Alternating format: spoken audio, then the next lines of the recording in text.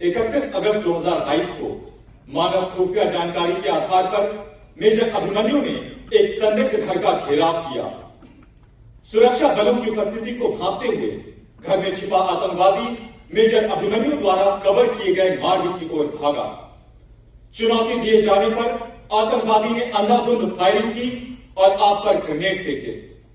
Major Abhimanyu ने अदम्य साहस का प्रदर्शन करते हुए एक मोटरसाइकिल की आड़ लेकर रूमित फायरिंग की और एक आतंकवादी को मार गिराया। दूसरे आतंकवादी द्वारा की गई गोलीबारी में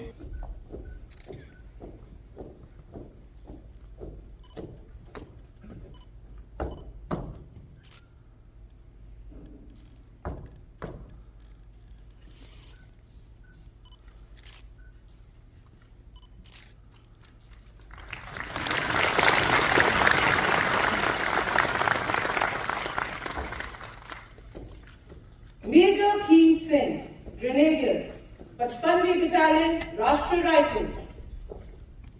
सिंह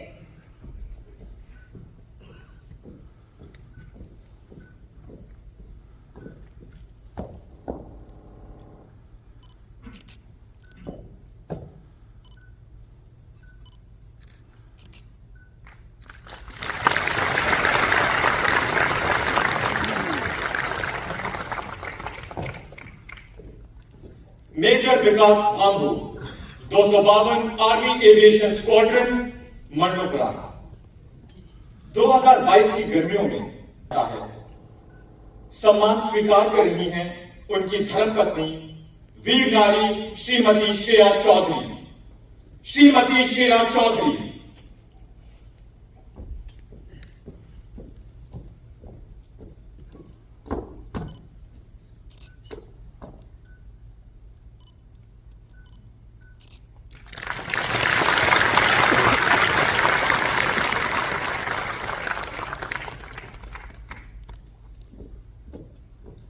मेजर पुष्पित शर्मा, सेना सेवा को। मेजर पुष्पित शर्मा।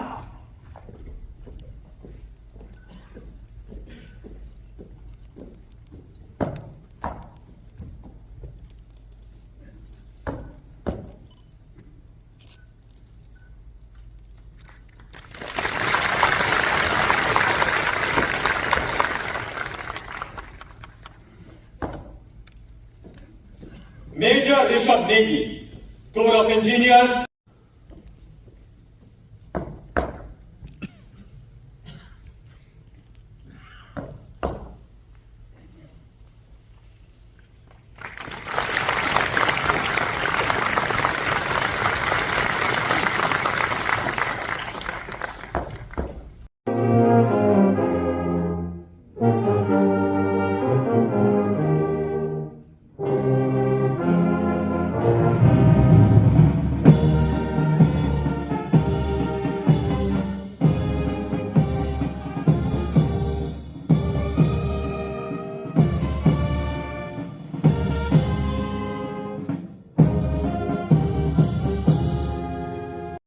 मैंने सब कुछ बता दिया जो मैं बताना चाह रहा था संक्षेप में वहां पर चलिए मैं एक बहुत महत्वपूर्ण अपनी तरफ से समझता हूँ बात है, वो ये है कि आज हम लोग यहाँ हिसार मिलिट्री स्टेशन में मौजूद हैं और हिसार हरियाणा प्रदेश में स्थित है।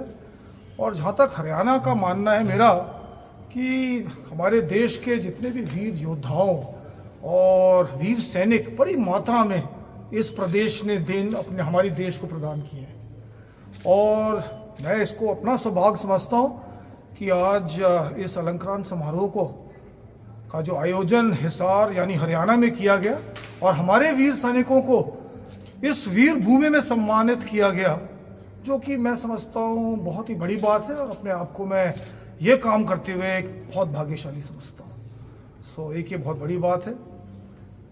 जहाँ तक कि अलंकरण समारोह का मानना का मतलब है, ये हर साल हर एक कमांड में आयोजित किया जाता है और ये सिलसिला जारी रहता है, क्योंकि जैसे कि आप लोग और मीडिया वाले सब वाकिफ हैं कि हमारे देश में हर समय कोई ना कोई कठिन मौके, ऑपरेशनल परिस्थितियां आती रहती हैं जिसके लिए फौज को लगाया जाता है और हमारे जो सैनिक हैं अपनी फिक्र ना करते हुए देश की सेवा में जुट जाते हैं। और इन सैनिकों का सम्मान करना, इनकी वीरता से दूसरों को प्रेरित कराना, ये सब मुद्दे बन जाते हैं इस अलंकरण समारोह के लिए। तो इस अलंकरण समारोह का मेरा मानना यह है कि ओवरऑल भारतीय सेना का मनोबल बढ़ाने में ये बहुत मदद करती है। साथ ही जैसे कि आपको पता होगा इस साल हिसार में, अगले साल कहीं और होगा। ये अलग अलग क्षेत्रों में इसलिए रखा जाता है जिससे कि उस जगह की जो स्थानीय जनता है और कार्यरत सैनिक हैं उन सबको भी मौका मिले इस समारोह को देखने का, उससे प्रेरित होने का और महसूस कर सकें इस वीरता का जो इन सैनिकों ने कठिन इलाकों में अपनी दृढ़ता के साथ कायम किया है। तो मैं इतना ये कहना चाहूँगा कि ये एक बहुत महत्वपूर्ण इवेंट है हर एक कमांड में और इसको बहुत जोर शोर से आयोजित किया जाता है, जैसे कि आप लोगों ने यहाँ देखा। सर एक सवाल ये था कि जो वीर नारी हैं उनके लिए आर्मी की ओर से उनके परिवार के लिए किस तरह से क्या क्या चीज़ें हैं जो ताकि उनको उनसे जुड़ाव महसूस होता रहे अपने होने के बाद भी। जहाँ तक वीर नारियों का सवाल है, इनका भी जो मेन मैं ये कहना चाहूँगा पहले तो कि वीर नारियाँ भी हमारे साउथ वेस्टर्न कमांड का जो जिम्मेवारी का इलाका है उसमें काफ़ी तादाद में उनकी संख्या काफ़ी है, क्योंकि लगभग 10% जो सैनिक हैं भारतीय सेना में वो हरियाणा, राजस्थान और पंजाब के इलाके से आते हैं और साउथ वेस्टर्न कमांड का जो इलाका है इन तीनों स्टेट्स में फैला हुआ है। और जायज़ है अगर सैनिक ज़्यादा हैं इसके तो वीर नारियां भी जायज़ बात है उसी तादाद उसी संख्या में इस हमारे इलाके में ज़्यादा है। तो ये हमारा कर्तव्य बन जाता है कि जिन सैनिकों ने अपना निस्वार्थ सेवा करते हुए देश की रक्षा की है उनकी जो वीर पत्नियां हैं, वीर नारियां हैं, वीर माताएं हैं, उनका फौज पूरी तरह से ख्याल रखे। और इसको करने के लिए जहाँ तक साउथ वेस्टर्न कमांड का सवाल है, हमारी तमाम फॉर्मेशंस और यूनिट्स एक सतत मिलाप नामक एक इसका समाधान किया गया है जिसमें एक कंटिन्यूअस कनेक्ट हर एक वीर नारी परिवार से एक दी हुई यूनिट को रिस्पॉन्सिबिलिटी दी जाती है और वो हर समय उन पे जाकर उनसे मिलते हैं, उनकी परेशानियों को समझते हैं और हर किस्म का प्रयास उनको दूर करने के लिए करते हैं। इसके अलावा हर एक स्टेशन में हमारे कर्नल वेटरन होते हैं, वो भी इस सतत मिलाप यानी कंटिन्यूअस कनेक्ट के ऊपर निगरानी रखते हुए सिविल डिपार्टमेंट के साथ लाइजॉन करते हुए ये इंश्योर करते हैं कि जो भी समस्या इन वीर नारियों की सामने आए उसका समाधान जल्दी से जल्दी निकाला जाए। क्योंकि मेरा संक्षेप में यही मानना है जो हमारे वीर सैनिक हैं और जो हमारे वीर नारियां और वीर माताएं हैं ये हमारी भारतीय सेना की शान है और इनका वेलफेयर, इनका कल्याण हमारा परमो धर्म और सबसे महान कर्तव्य है। सर एक क्वेश्चन मैं पूछना चाहूँगा, इस तरह के कार्यक्रमों से सेना के जो जवान हैं वर्तमान में और इसके अलावा सामाजिक सरोकार से कितना प्रभाव पड़ता है? बहुत ज़्यादा। आप खुद ही देखिए, आप लोग के ऊपर भी प्रभाव पड़ा होगा मेरा मानना है, क्योंकि जो मीडिया वाले आप लोग सब इधर आए हैं, अगर आपने खुद देखा होगा कि किस प्रकार से जब आप हर एक, वो तो संक्षेप में बताया जाता है, जो वीरता का जो साइटेशन होता है हर एक ऑफिसर या जवान को जो मिला, वो साइटेशन को संक्षेप में सुनने से ही रोंगटे खड़े हो जाते हैं। तो अगर रोंगटे खड़े छोटे से संक्षेप में हो जाते हैं तो पूरी कहानी सुनने में जिस प्रकार का प्रेरणा आप सबको या यहाँ की स्थायी जनता को मिलेगा उसका अंदाज लगाना भी मुश्किल है। Thank you sir, all the best and thank you. आप लोग इधर आए और आपके आने से भी फौज का बहुत मनोबल बढ़ा है। Thank you sir, well done. इस लाइन के पीछे सर, आप पीछे इधर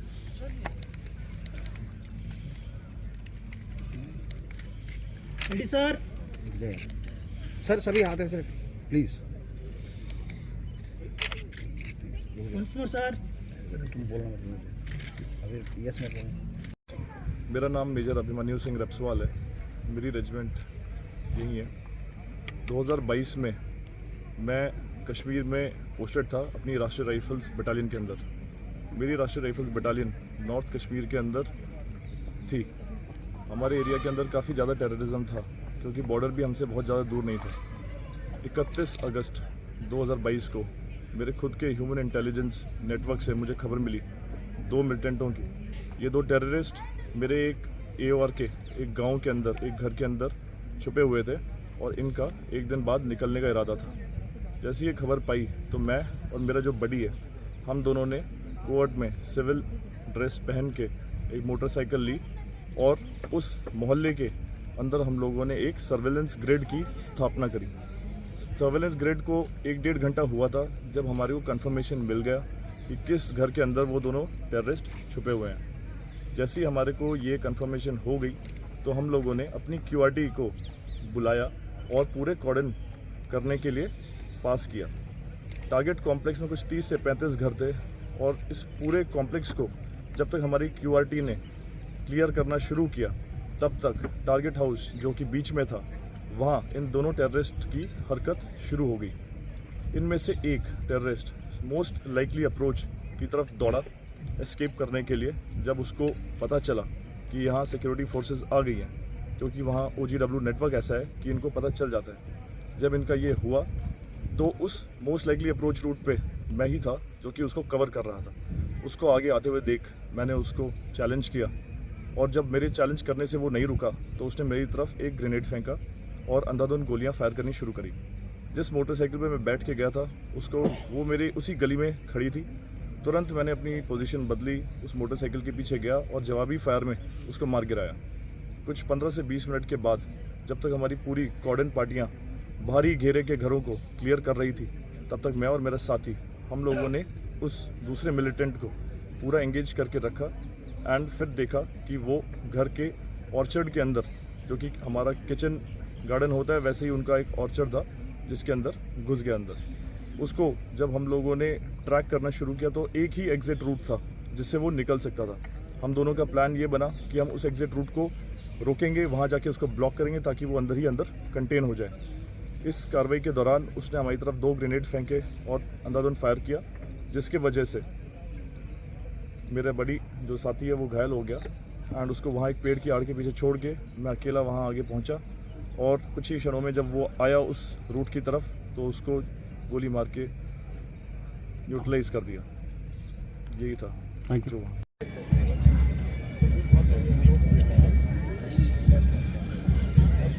तो फौज में कौन कौन ज्वाइन करना चाह रहा है? सब? तो क्या तैयारी, कौन सी क्लास, किस ईयर में क्या कर रहे हैं? Currently I am pursuing Bachelor in Science in Physics honors. Bachelor of Science Physics honors. Yes, So when are you planning to appear for the exam? Sir, in past I appeared for National Defence Academy exam and I got conference out 2 times and now I am preparing for Combined Defence Service ODA. So have you been able to assess कि conference out क्यों हुए आप? Sir, किस लिए हुए? sir, because of low performance in group task officer and some. Look forward to seeing all of you, in fact not all of you joining the services, है ना? बेटा the otherwise anyone has tried for NDA? Yes, sir. आपने भी NDA try किया? Yes, sir. कहाँ तक पहुँचे? Sir,